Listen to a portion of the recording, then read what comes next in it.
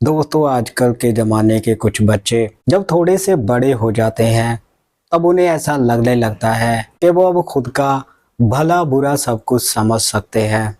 और कई बार इस बात के बहुत ही ज़्यादा भयानक नतीजे भी निकल कर सामने आ जाते हैं।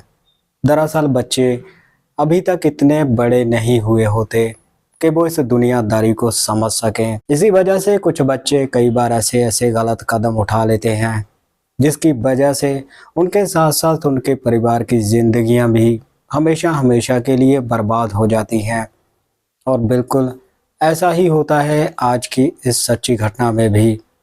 आज की इस सच्ची घटना में एक 14 साल की लड़की एक ऐसा गलत कदम उठा लेती है जिसकी वजह से उसकी ज़िंदगी हमेशा हमेशा के लिए बर्बाद हो जाती है। दोस्तों, दिल दहला देने वाली ये घटना जब आप सुनेंगे तब आप भी यही कहेंगे कि भला 14 साल की बच्ची के साथ इतनी बड़ी दरिंदगी आखिर कोई कैसे कर सकता है।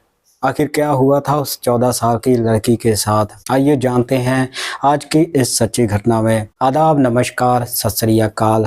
दोस्तों, बहुत बहुत स्वागत है आपका CHD क्राइम सफ़र के एक नए एपिसोड में।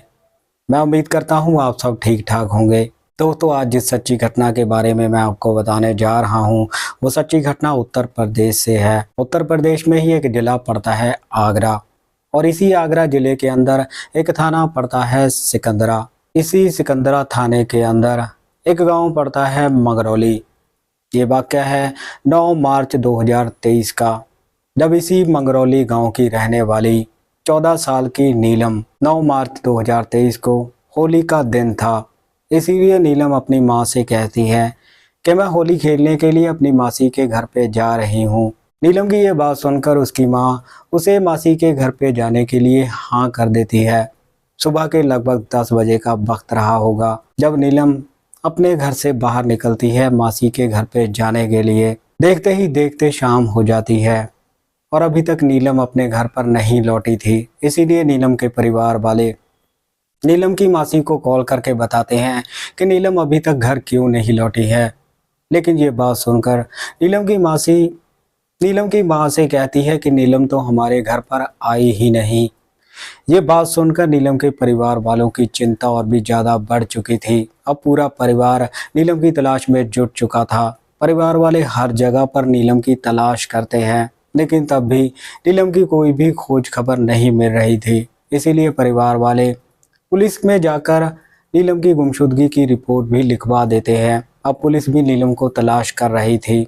देखते ही देखते पूरी रात बीत जाती है, लेकिन जैसे ही अगली सुबह निकलती है तब इसी इलाके का रहने वाला जय सिंह, जो सिक्योरिटी गार्ड का काम करता था, वो अपनी ड्यूटी ख़त्म करके अपने घर वापस लौट रहा था। और जैसे ही वो मंगरौली के जंगल के पास पहुंचता है तब देखता है कि जंगल में नीलम उसे हाथ हिला रही थी, मदद के लिए पुकार रही थी। अब जैसे ही नीलम के पास पहुंचता है और देखता है कि नीलम के कपड़े फटे हुए थे, नीलम के शरीर से जगह जगह से खून निकल रहा था। ये सब देखकर जय सिंह समझ जाता है कि नीलम के साथ दरिंदगी हुई थी। नीलम जय सिंह से कहती है कि मेरे भाई को फ़ोन करके बता दो। अब जय सिंह नीलम के कहने पर उसके भाई को कॉल करके बताता है कि आपकी बेटी इस जगह पर है। नीलम के परिवार वाले घटनास्थल पर पहुंचते हैं, पुलिस भी घटनास्थल पर पहुंचती है। नीलम को इलाज के लिए हॉस्पिटल में दाखिल करवाया जाता है। नीलम बार बार बेहोश हो रही थी। नीलम की हालत बहुत ही ज़्यादा ख़राब लग रही थी। पुलिस वाले घटनास्थल पर जांच पड़ताल करते हैं, फॉरेंसिक टीमें भी वहां पर पहुंचती हैं। पुलिस वाले चाहते थे कि इस बात का पता चल सके कि आखिर नीलम के साथ क्या हुआ था। अब जैसे ही इलाज के दौरान नीलम को थोड़ी सी होश आती है तब पुलिस वाले उससे पूछते हैं कि तुम्हारे साथ क्या हुआ था। नीलम पुलिस को बताती है कि वो अपने घर से अपनी मासी के घर पर जा रही थी और बीच रास्ते में उसे एक बाइक सवार मिला था। बाइक सवार ने उसे कहा कि वो भी उस तरफ ही जा रहा है जिस तरफ तुम जा रही हो। अब नीलम बाइक सवार से लिफ्ट ले लेती है, लेकिन जैसे ही बाइक मंगरौली के जंगल के पास पहुंचती है तब नीलम बताती है कि बाइक सवार उसे पानी पीने के लिए देता है और उसे कहता है कि बस तुम थोड़ी देर यहाँ पर रुको, मैं जंगल में टॉयलेट करके वापस आता हूँ। नीलम बताती है कि जब वो पानी पीती है उसके बाद उसे नहीं पता कि उसके साथ क्या हुआ है। ये बात सुनकर पुलिस वालों को लग रहा था कि नीलम जरूर झूठ बोल रही है। इस केस की जांच करने के लिए अब पुलिस वाले नीलम की मां की सीडीआर निकालते हैं और नीलम की मां की सीडीआर में पुलिस को एक ऐसा नंबर मिलता है जिस पर लंबी लंबी बातें होती थी और वो नंबर किसी गणेश नाम के व्यक्ति के नाम पे रजिस्टर्ड था। पुलिस वालों को लग रहा था कि जरूर इस घटना के पीछे गणेश का ही कोई ना कोई हाथ रहा होगा, क्योंकि जांच पड़ताल में पुलिस को नीलम और गणेश की लोकेशन एक जगह की ही मिलती है। इसीलिए पुलिस को गणेश के ऊपर शक हो चुका था। पुलिस वाले गणेश को अपनी हिरासत में लेते हैं और सख्ती से पूछताछ करते हैं और तब कहीं जाकर गणेश एक ऐसी कहानी सुनाता है जिसे सुनकर पुलिस वाले भी सन्न हो जाते हैं।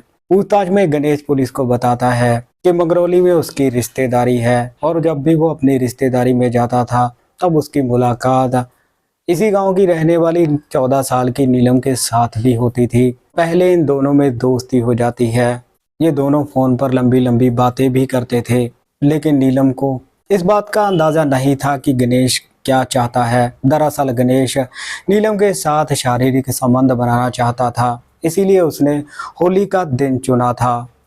9 मार्च 2023 को गणेश बताता है कि उसके साथ उसका दोस्त संतोष भी था। ये दोनों पहले मिलकर शराब पीते हैं। शराब पीने के बाद गणेश नीलम को मिलने के लिए बुलाता है और ये तीनों बाइक पर बैठकर रेणुका के इलाके में जाते हैं, जहां पर गणेश नीलम को एक मोबाइल फोन भी दिलवाता है और जिसकी पेमेंट वो ऑनलाइन ही करता है। गणेश बताता है कि इसके बाद जब घूमते फिरते उन्हें शाम हो जाती है तब नीलम उन्हें कहती है कि अब मुझे अपने गांव के पास छोड़ दो, क्योंकि अगर मैं तुम्हारे साथ गांव में जाऊंगी तो मेरी बदनामी हो जाएगी। गणेश बताता है कि जब इनकी बाइक जंगल के पास पहुंचती है तब गणेश की नीयत पूरी तरह से खराब हो जाती है।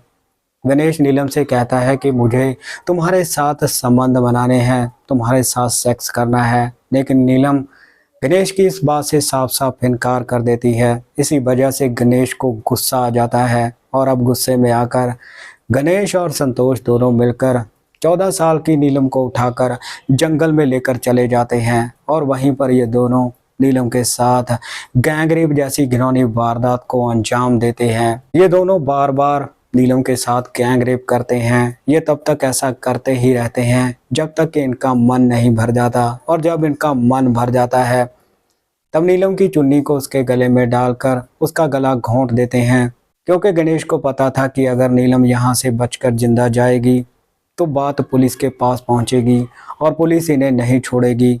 इसी बात के डर के मारे अब गणेश और संतोष नीलम के सर को बार बार पेड़ के साथ टकराते हैं। इतना ही नहीं, ये दोनों मिलकर नीलम के प्राइवेट पार्ट में शराब की बोतल भी डाल देते हैं। यानी कि ये दोनों मिलकर नीलम के साथ दरिंदगी की सारी हदें ही पार कर देते हैं।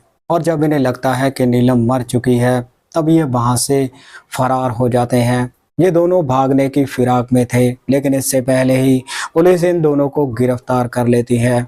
अब गणेश की तहरीर पर ही पुलिस गणेश और उसके दोस्त संतोष के ऊपर गंभीर से गंभीर धाराएं लगाकर इनके ऊपर मुकदमा चढ़ाकर इन्हें जेल में भेज देती है। दोस्तों, इस घटनाक्रम में आपने देखा कि 14 साल की नीलम अगर पहले ही अपने माता पिता को सब कुछ सच सच बता देती कि उसकी गणेश के साथ दोस्ती है तो शायद नीलम के साथ इतनी बड़ी वारदात नहीं हो पाती। इस घटनाक्रम के बारे में आपकी क्या राय है? आप अपनी राय कमेंट सेक्शन में ज़रूर रखिएगा। इस घटनाक्रम को सुनाने का मकसद किसी को परेशान करना या दुखी करना नहीं था। सो मिलते हैं किसी और सच्ची घटना में। तब तक आप अपना ख्याल रखिए, सतर्क रहिए। जय हिंद।